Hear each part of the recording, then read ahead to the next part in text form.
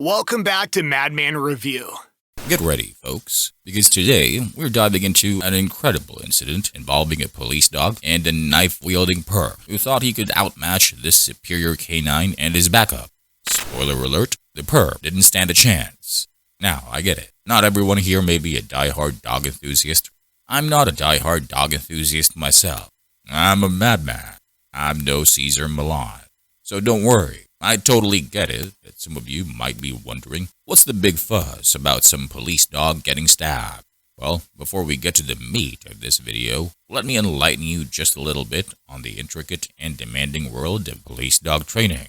The short version is, it is no walk in the park. See, the training process for these four-legged crime fighters is a meticulous and time-consuming journey that starts with a police dog handler. These dedicated dog-loving individuals undergo rigorous training themselves, honing their dog handling skills to perfection. They have to go through the whole shebang, including completing the demanding police academy training and gathering at least 2 years of valuable on-patrol experience before even becoming eligible for a specialized canine unit. Talk about commitment. But that's just the beginning. Before a dog can even be taken to crime scenes, it must first pass a basic obedience training course. Imagine a police dog boot camp where they learn to follow their handler's every command without hesitation. This is crucial because, for one thing, it allows the handler to control the level of bite force the dog should use against a suspect. We can't have our furry friends going all out on the bad guys without a bit of guidance now, can we? And if you think everything about police dog training is easy, think again. They initially undergo language training. Yep, these dogs start with the basics, just like children learning their ABCs.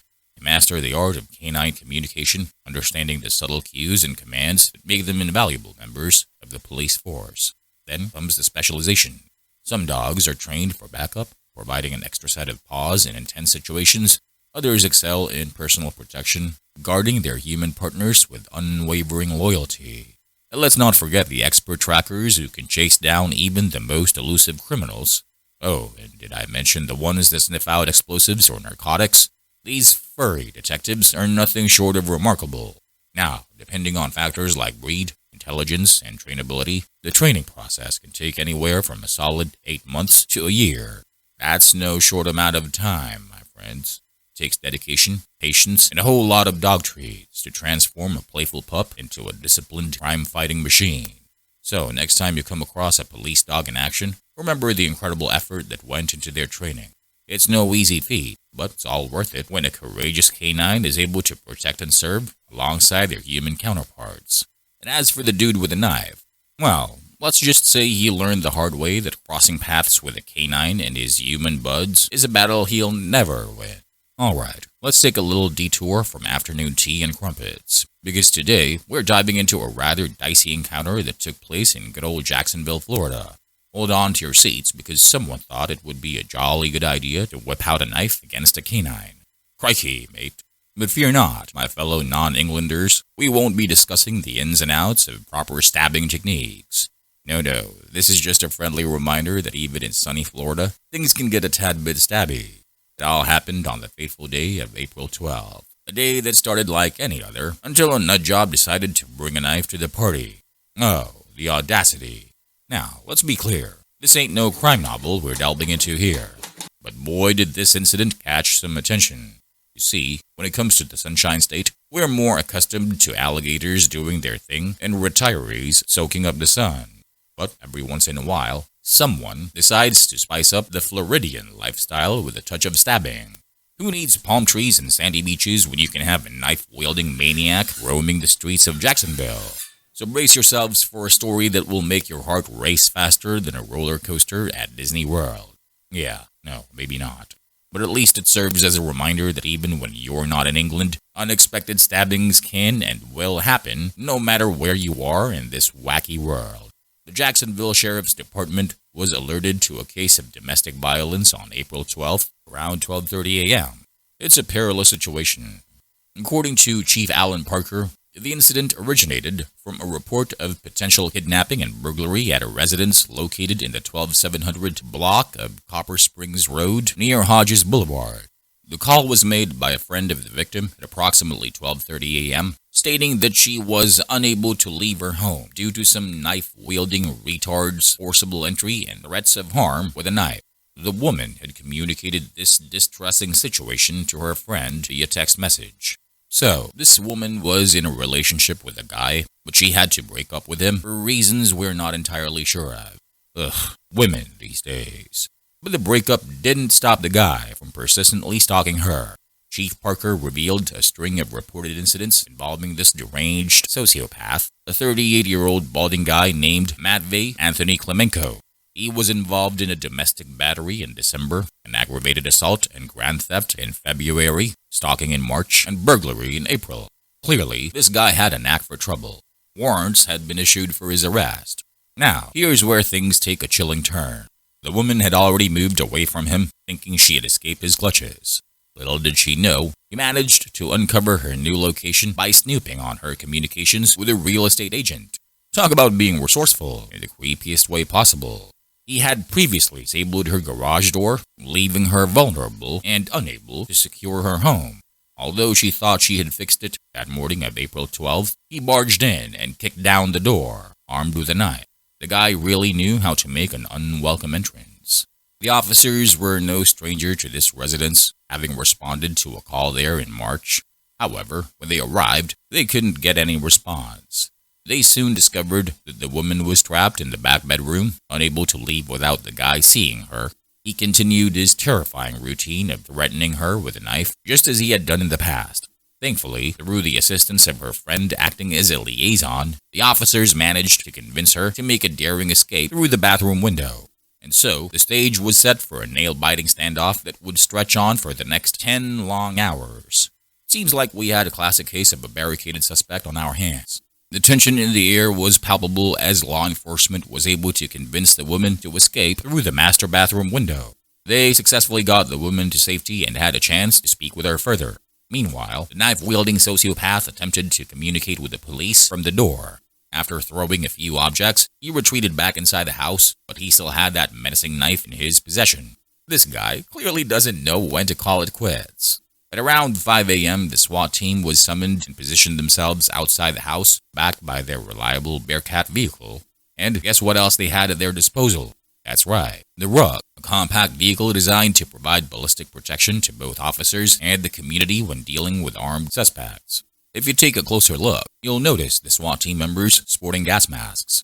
Apparently, after enduring 10 exhausting hours of waiting, they decided to take matters into their own hands and introduced tear gas into the equation. Ugh, tear gas is no fun. The suspect didn't like the tear gas, which is totally understandable. In a desperate attempt to evade the relentless clutches of the law, he hightailed it out the rear exit, hoping to escape the inevitable.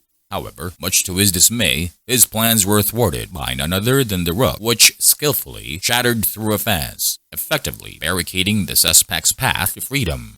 With limited options at hand, our cunning perp found himself left with a singular course of action, so he decided to sprint headlong towards the very enforcers he sought to evade.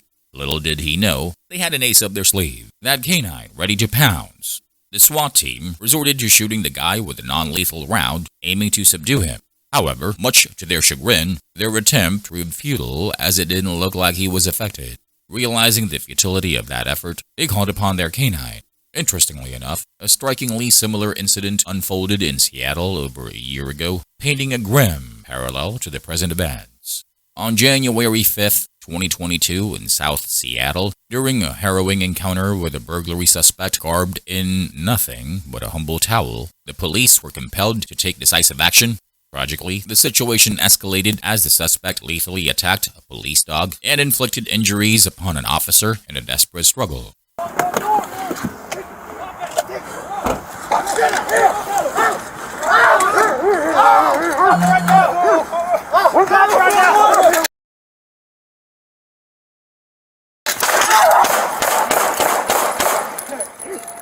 This unfortunate incident was documented in a released video showcasing the encounter between the K-9 unit, a patrol officer from the Seattle Police Department, and a patrol sergeant as they engaged with a burglary suspect. The chilling footage chronicles the suspect's menacing presence, armed with both a machete and a knife, ultimately resulting in the fatal stabbing of the courageous police dog. As a result, one of the officers was forced to employ lethal force, unsurprisingly taking the suspect's life. But let's go back to our perp in Jacksonville. So like I said, the Rook blocked his escape path. It was at this moment that the SWAT team decided to unleash their loyal canine companion, triggering a chain of tumultuous, astounding events. Let us delve into the footage captured by the first-person perspective of the body camera, providing a front-row seat to the unfolding chaos.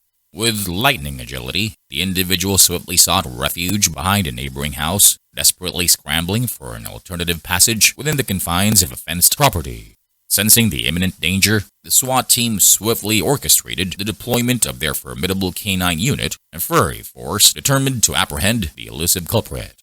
As the canine unit closed in on its target, the man resorted to a desperate measure, deploying his left hand to restrain the relentless canine, while the surrounding SWAT officers and onlookers urgently shouted commands, amplifying the tension in the air. Chief Parker, recounting the pivotal moments, recalled the gravity of the situation escalating when the man, in a menacing act, raised his knife with clear intent to strike the valiant canine companion. Here, you can hear them shout, "Don't let him stab him!" In response to this immediate and life-threatening peril, one of the vigilant officers swiftly took decisive action, unflinchingly discharging his rifle. Tragically, Clemenco, the man at the center of this gripping encounter, met his untimely demise at the scene. The chief solemnly disclosed that this marked the second occasion where the involved officer found themselves entangled in such a profoundly consequential police shooting, which shows the heavy burden carried by people who dedicate their lives to upholding the law. That just happened. The suspect received an unmistakable surprise from our intrepid SWAT operatives. To gain a clearer understanding, let us shift our perspective and examine an alternate camera angle. Drop the fucking knife! Drop the fucking knife!